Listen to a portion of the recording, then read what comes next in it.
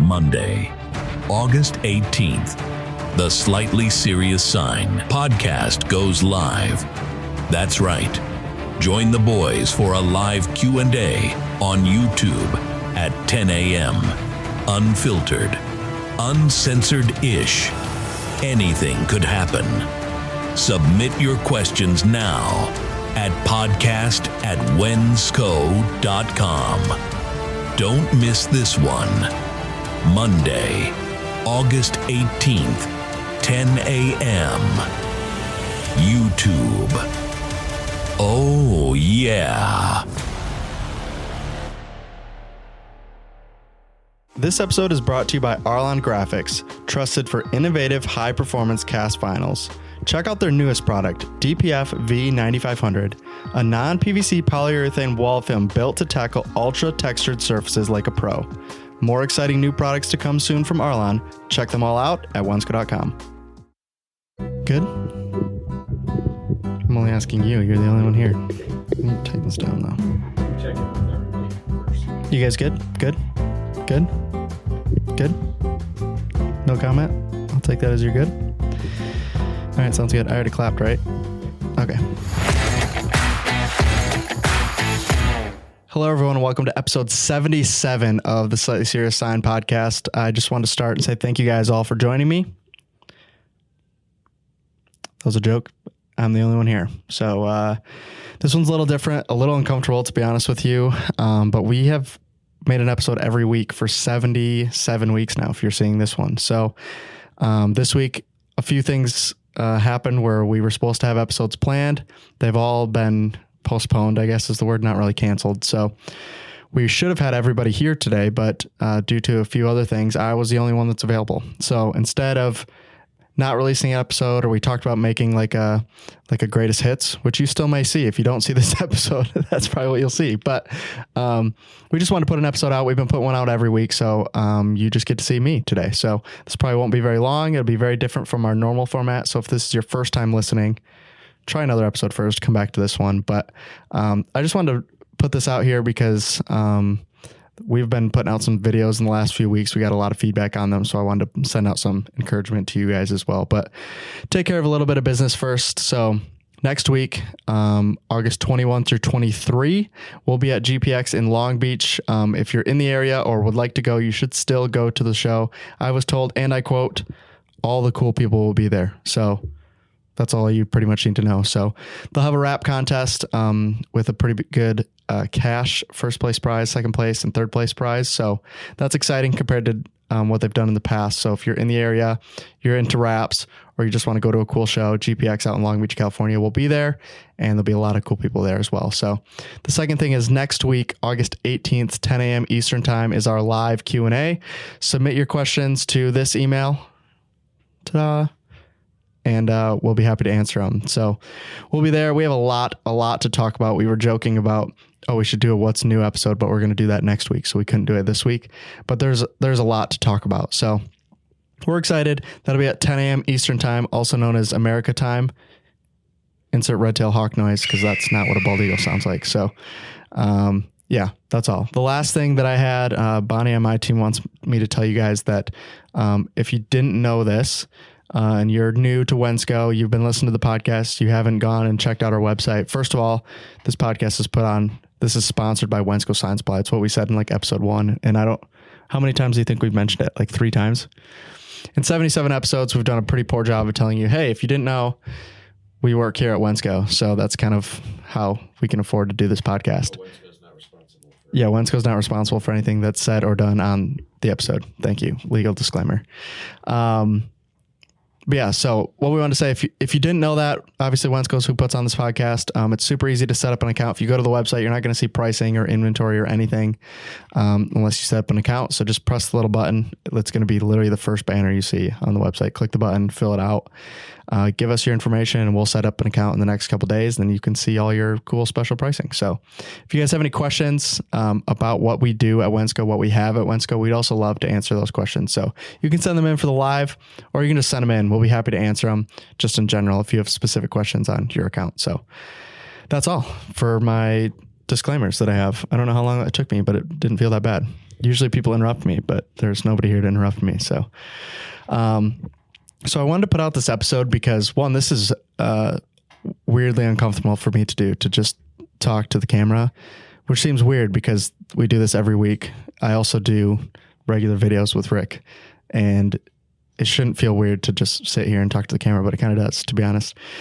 But what's cool about that is the more we've done this type of content and just videos in general, the more comfortable people have been coming up and talking to us at shows, at events, or just in general. People will recognize you, be like, oh yeah, I know you. Or just start a conversation as if you've known this person for a while, even though you have no idea who they are. And I don't say that negatively. I love that people come up and talk to us, but I say that to say, if you are in this industry, or own a sign shop, or you work at a sign shop, I would highly encourage you to be making and creating content. If you're not doing it, I think you're missing out on a huge opportunity that's out there.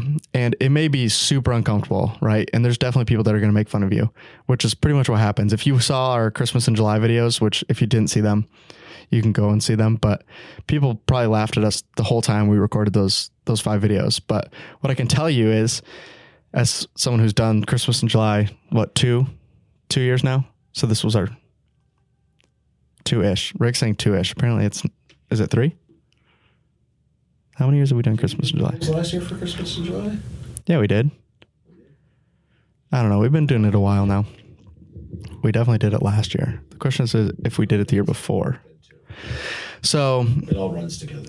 Yeah, that's how I feel too. So we've been doing them a few years now. And what I can tell you is they're really dumb. That's honest with you. And we don't disagree with you when you watch them and you're like, that's probably one of the dumbest videos I've ever seen. But the thing is, they work totally. And they may be super uncomfortable. They're even more uncomfortable to watch back. Like when Rick would show them to me afterwards, I'd be like, oh man, these videos are brutal to watch, as you being the one that's on the screen. But I can tell you that they work, right? Whether people like them or comment or not, they usually watch them. And our competitors watch them, our vendors watch them, and our customers are watching them. And all of that is only going to help get that video out to more people, which means more people are going to see our Christmas and July videos that we were running, which meant more people bought the product in the long term. So we did it last year, we did it the year before, and it definitely was working. It seems like such a weird thing to do because oftentimes the videos are a terrible advertisement for the product. Like when we just did the 9500 Arlon video and we showed you all the ways not to install the film as the ad, but in the end we still sold film. So I say that all like, it may seem really weird and not feel like, hey, how is this possibly going to help? But it's all going to help in the long run. And as someone who's been posting videos, I think I can tell you that we've seen the results on sales. We've seen the results just on people recognizing us that aren't even in our sales territory, right? Like when we do the Fast Signs or Signorama show, and people will come up and be like, oh yeah, I think I've seen you on LinkedIn, or I've seen you on YouTube, or yeah, we listen to your podcast, and they don't buy from us at all, right? Which sometimes it's not even it's not a real great option for them. If you're out in like California or whatever, you're probably not going to be going to Wensco and buying from us. It's just not going to make a whole lot of sense to you, but they're watching us. If we ever do get in their territory, they're going to know about us early, and they're going to already know who we are, which makes it a lot easier. So that's the first thing I wanted to say about creating content. Is one of the big benefits is, I don't know the statistic they give you, but how many times you need to visit a customer before you can make it a sale, right? There's numbers people have run on that, whether it's 4, 6, 8, or whatever the number is. What I can tell you is when you've created content, you're skipping the first couple of those steps, which when I talk to our sales reps here, that's what I tell them. Like, I want your cold calls to be easier, right? If you walk in to do a cold call and they've already seen our videos, they've seen Wensco, and you walk in and say, hey, I'm so-and-so from Wensco, and they'll be like, oh yeah, I think I've seen you somewhere, right? That's a way easier intro than if they've never seen us before. And that's kind of the goal, right? If you walk into a cold call and they already know who Wensco is, right? They're way less likely to turn you away at the door. And this can be true for just like your local area, right? Like if you own a sign shop and you put out videos, the algorithms are really good now at getting videos out that are local to you, right? Like if you guys have TikTok and you're using it, you've probably seen videos of restaurants and realtors and people that are in your area, because the algorithm knows where you live now and will serve the videos to people that are close to you. So sometimes someone will walk in and be like, yeah, I just happened to see your video, right? And I know people that are posting a decent amount of content on LinkedIn or Facebook or Instagram or whatever, and they would tell you, yeah, we get a lot of people that come in and be like, yeah, I saw your video and we like it. Sorry to interrupt you guys, but I just want to take a minute to talk about Nakusa, the name behind our tape. Our tape's the #1 application tape out there, but they are more than just tape now. Nakusa has a full range of products out there. Their new one is called NextBond. This is a UV cured adhesive. Why does that matter? It's an eco-friendly and durable option, but comparable to most of the eco-friendly options, this is a cost-effective product. So if you're looking for an eco-friendly product or a durable product or just in general a good vinyl, NextBond is going to be the one for you. This is available at wensco.com as well as all of their other products. So check it out at Wensco or reach out if you have any questions. Oh, and don't forget to use your Nakusa bucks.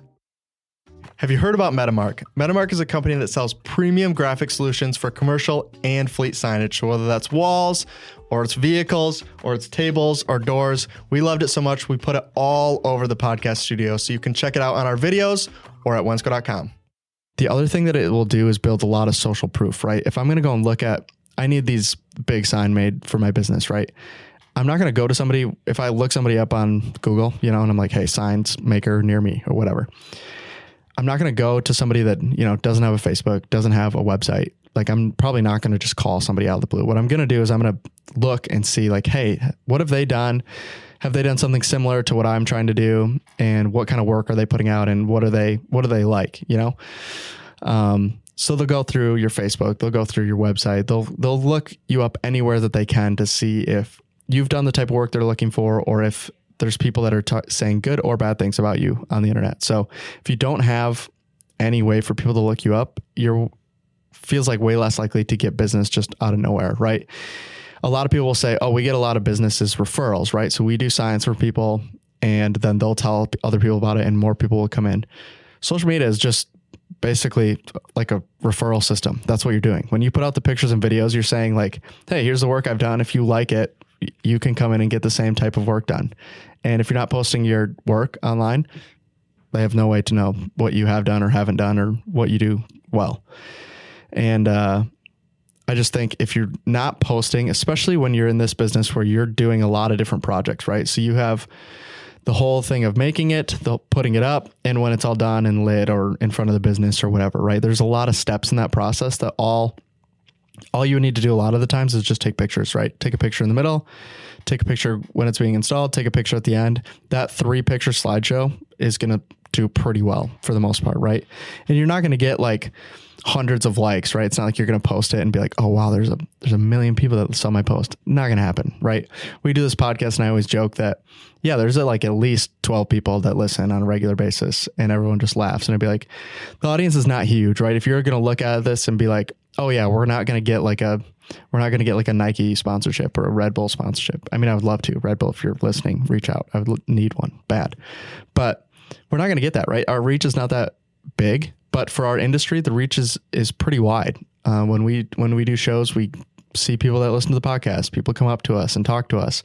Nobody asked for pictures or autographs yet. I'm sure we'll get there at some point, but right now, literally, it's just people see us and they know us. And when we go into a new area, people know who we are for the most part. Like, we don't have to go and do like, oh, we're this whole intro, who we are.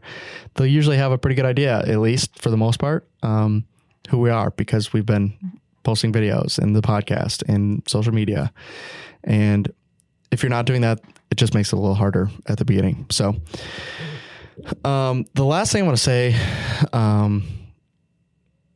the last two things I want to say, I guess, for one is it's really hard to start making videos, right? Like when we did the first 12 days of Christmas, I don't know if Rick can remember back, but the first video was very difficult to set up. And we probably did it. I mean, I don't know how many takes we did, but we probably did 20 takes of the intro of me saying, Domingo, what are you up to? Or what are you doing? I don't remember exactly how it started, but that first section, we probably took us forever to do it. And then once you kind of get in the habit of it, right? When we do 12 days of Christmas, the first 2 or 3 or 4 videos will be a little harder to do. And then by the time we're on video, like 9, 10, 11, 12, it's usually a breeze, right? You get comfortable in front of the camera, you get comfortable saying the things you need to say, and you just get more comfortable doing the video and posting the video. And so when you start making content, it's like, oh, this is brutal. And if you're saying like someone online will be like, oh, you need to post every day. And you start, and you're like, how in the world am I going to post every day? But the more you do it, the easier it gets to do it. When we just did, if you follow us and saw that we did 2 Minute Tuesday, we started 2 weeks ago. I'm trying to do the math backwards. Oh, yeah. Yeah, 2 weeks ago. So you'll see one. You'll see the second one tomorrow. That's why we're joking about it here. You'll see the second one tomorrow. It hasn't actually happened yet. But when you listen to this, it will have been last week.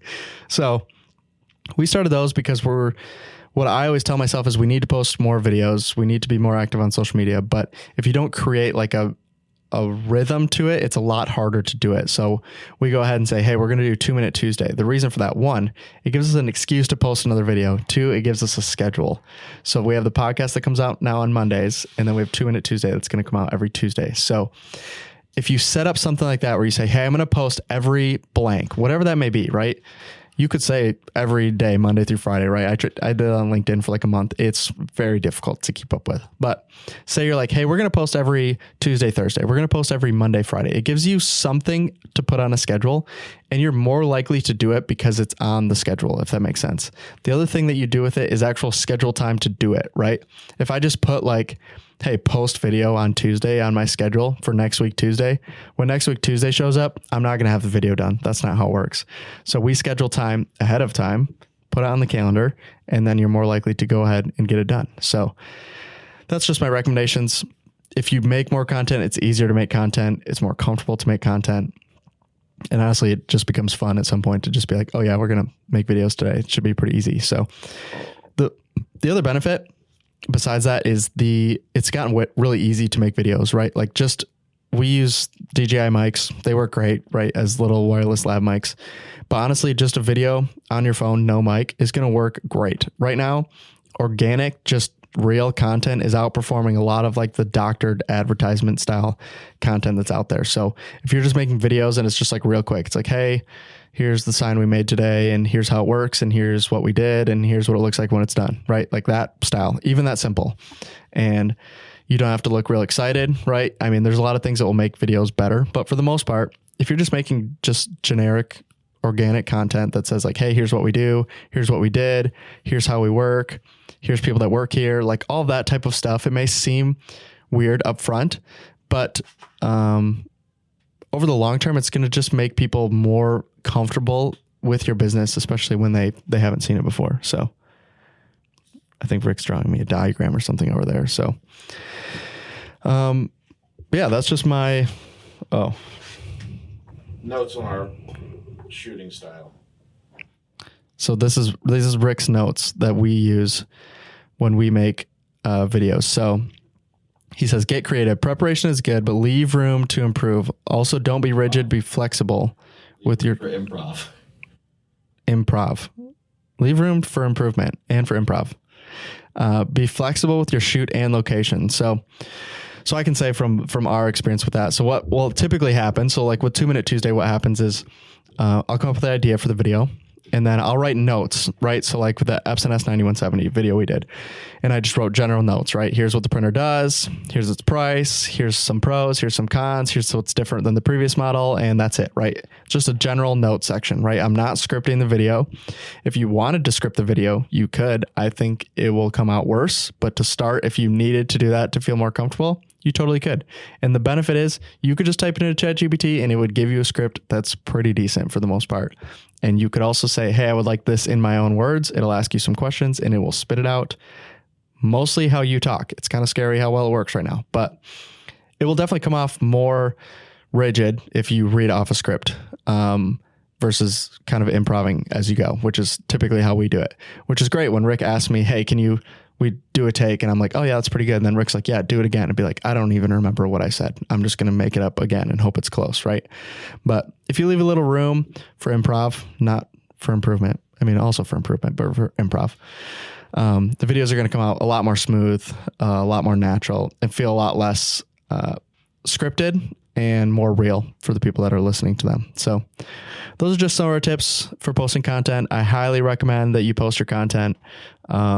Try and post it regularly, get on a schedule, and try your best to post as much as you can. So we'll be posting more because we've been trying. We do the podcast on Monday, 2-Minute Tuesdays on Tuesday. And we're trying to use stories more. You'll see it more for events and that kind of stuff. But historically speaking, we always tell ourselves to post more and more and more and more. And then we have to find a schedule that works. So location, don't be limited by your location. Make your location work for you. I don't know what you mean by that. Rick's saying, he said, don't be limited by your location, make your location work for you. So think of our locations where we've shot. They look pretty boring, but we make them work. Oh yeah, I see what you're saying. Yeah, so. And you can find cool stuff like the busted up truck. Yeah. So what he's saying, make your location work for you. We'll cut out all that part where I just listened to Rick talk, but, guys, before we leave today, I just wanted to ask you one quick question, and that is, what is a pirate's favorite application tape? R tape. R tape is the #1 application tape in the United States, and it comes with an RLA, which is a release liner adhesion, meaning it's going to stick to the liner. Even on cut graphics, if you roll it, it's not going to tunnel, wrinkle, or curl, or anything like that. So if you're looking for the best application tape for cut graphics out there, R tape RLA is for you, and you can get it at wensco.com. But yeah, we usually get pretty creative. Like the shots that we take sometimes are pretty, the backgrounds are pretty scripted. And by that, I mean, sometimes we'll shoot in the demo room and the demo room will be an absolute disaster. And I mean that like right now, right? I have 2 skids in there and they're assembling a machine, which means there's just boxes and stuff all over the place. We could shoot a video in there today and you'd think, wow, that looks really good. And it would just be us just rearranging some stuff, right? Putting stuff in the background that kind of goes with the video, or moving some stuff out of the way and putting it in a spot where it's like, oh, this looks like a set. And you'll be like, yeah, it was just a corner of a room that we used, right? Or Rick was giving the example of 12 Days of Christmas. We made the video of Domingo sliding down on a plasticade down the hill and then running into a truck, and the front end of the truck was smashed. That truck has just been sitting in the parking lot for not anymore, but it was sitting in the parking lot for months. And so when we're like, oh, we should do this video, we're like, oh yeah, remember that truck that's sitting in the back of our parking lot that's just smashed? Let's just use that for the set. And just those little things, right? Like if you're out installing a sign, great spot for a set probably, versus if you're just like in your conference room and you're like, yeah, here's a sign that we're going to make. That's all, right? Just getting a little creative there. It'll make the videos a little better. So hopefully you guys found this helpful. Hopefully some of you will post some more videos. We would love to see them at Wensco. Yes, please tag us. There's 3 people that tag us on a regular basis. So it's a wrap, right? Yeah. It's a wrap out in Cleveland. Big shout out to you. You tag us all the time. That's the one that comes to mind off the top of my head, but there's we probably only have 5 or 6 customers that I know that are posting very, very, what? Tim. Yeah. Tim tags us in all of his content. They're posting just really good content and we love to see it. We believe it's helpful for them and we would love to see more of it. And we'd love to share it with people. So, yeah, hopefully that was helpful to you guys. Thanks for listening. This is a little bit different than our normal content, a little uncomfortable for me, but hopefully you guys enjoyed it. If you didn't, don't let me know. If you did enjoy it, let me know. And, yeah, thanks. And we'll see you next week for the live stream. Come in 10 a.m. Eastern time, also known as American time. Ta-da. Rick puts on the screen, sparkle effects, bald eagle noises. I have no idea. Whatever he's going to do with it. But that's all. Thanks, guys. And we'll see you in the next one. Bye.